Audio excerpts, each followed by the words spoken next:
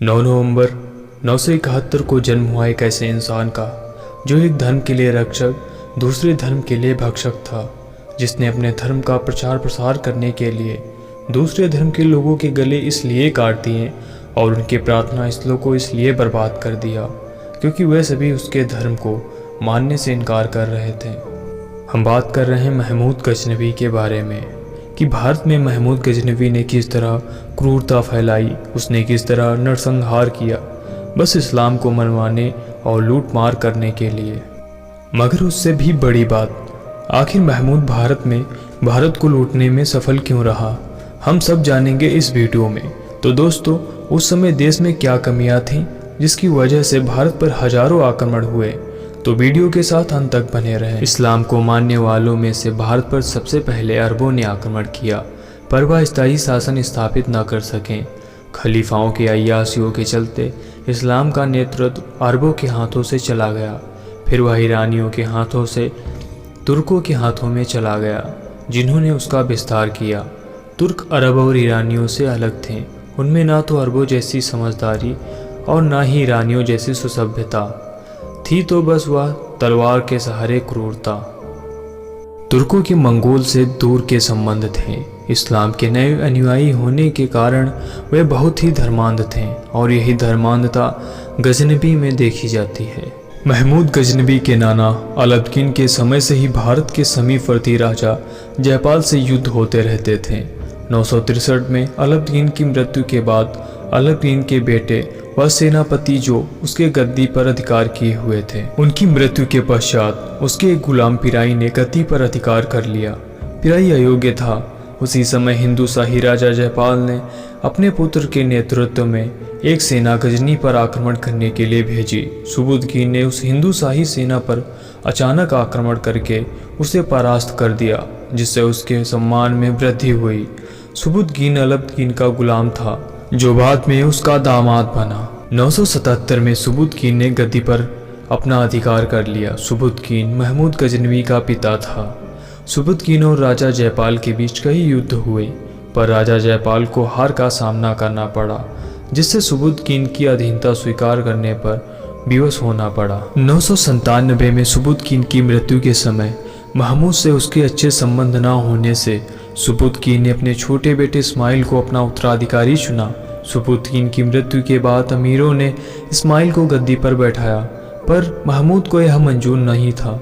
उसने अपने छोटे भाई को पराजित कर उसे बंदी बना दिया। खलीफा अल कादिर बिल्लाह ने महमूद को सम्मान का चोगा दिया। यामीन उद दौलत साम्राज्य की दक्षिणी भुजा, यामीन उल मिल्लत धर्म संरक्षक की उपाधियों से विभूषित किया। ऐसा कहा जाता है कि जब खलीफा ने महमूद को अपना सैनिक प्रतिनिधि नियुक्त किया, तब उसने उसे भारत के विरुद्ध हर साल एक अभियान करने का नेतृत्व करने को कहा और महमूद ने इसकी शपथ ली, जिससे उसने भारत पर कई आक्रमण किए। महमूद ने भारत पर कब और कितने आक्रमण किए, ये सब आप जानेंगे अगले पार्ट में। हम बात करेंगे उस समय भारत की स्थिति क्या थी। छोटे से राज्य के एक गुलाम के बेटे ने भारत जैसे बड़े साम्राज्य को अपनी क्रूरता से कैसे क्षति पहुंचाई, आखिर क्या कमियां थीं। राजनीतिक दृष्टि से भारत विभिन्न राज्यों में बटा हुआ था। कुछ राज्य शक्तिशाली थे, पर आपसी मतभेद व प्रतिस्पर्धा के चलते सभी राज्य आपस में हमेशा लड़ते झगड़ते रहते थे।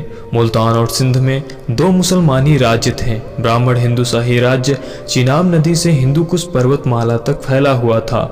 राजा जयपाल उसका साहसी, बहादुर और दूरदर्शी शासक था। राजा जयपाल ने ही पड़ोसी राज्य गजनी को समाप्त करने के लिए आक्रमणकारी नीतियों का पालन किया, परंतु वह उसमें सफल नहीं हुआ। उस समय कश्मीर में ब्राह्मण वंश का राज्य था, उसकी रानी दिद्दा थी। कन्नौज में प्रतिहारों का राज्य था। दक्षिण में राष्ट्रकूट शासकों का राज्य था। बुंदेल के चंदेल, मालवा के परमार और गुजरात के चालुक्य, ये सभी आपस में हमेशा लड़ते रहते थे और एक दूसरे को अपने अधीन करना चाहते थे। दक्षिण में पारवर्ती, चालुक्य और चोल वंश शक्तिशाली राज्य थे, पर वे सभी आपस में ही लड़ते झगड़ते रहते थे और उत्तर भारत की राजनीति में विशेष रुचि नहीं रखते थे। जिस समय महमूद उत्तर भारत को अपने पैरों तले रौंद रहा था, उस समय वे सभी आपसी संघर्ष में लगे हुए थे। उस समय भारतीय राजनीति व्यवस्था की एक मुख्य विशेषता जागीरदारी अथवा सामंतवादी व्यवस्था थी। शासक अपने बड़े बड़े सरदारों या सामंतों को जागीर के रूप में विस्तृत भूमि देते थे और उस जमीन पर स्वतंत्र शासक की तरह ही वह सभी सरदार या सामंत शासन करते थे। शासकों में आपसी मतभेदों की शुरुआत यहीं से होती थी, क्योंकि जागीरदार अपने शासकों के दरबार में समय समय पर उपस्थिति देते थे और उसे भेंट भी दिया करते थे, क्योंकि वह राजा के प्रिय रहना चाहते थे, और उसे वार्षिक कर और सैन्य सहायता भी दिया करते थे। पर आपसी संघर्ष का सबसे बड़ा कारण यह भी था कि जागीरदार को यह अधिकार प्राप्त था कि वह राजा की आज्ञा से पड़ोसी राज्य की भूमि को वह जीत कर अपनी सीमा में मिला सकता था, जिससे यह कहा जा सकता है कि सामंत अथवा जागीरदार के स्वतंत्र होने से जो केंद्रीय शासन सत्ता होनी चाहिए थी वह नामुमकिन थी। इसके कुछ कारण थे। शासकों के जागीरदार आपस में प्रतिस्पर्धा रखते थे, जिससे उनके संबंध दुश्मनों की ही तरह रहते थे, और राजा के कमजोर होने पर जागीरदार राज सिंहासन के लिए हमेशा नजरें लगाए रहते थे, और इन सभी के लालच का फल बेचारी प्रजा को ही झेलना पड़ता था, जो हमेशा परेशान रहती थी।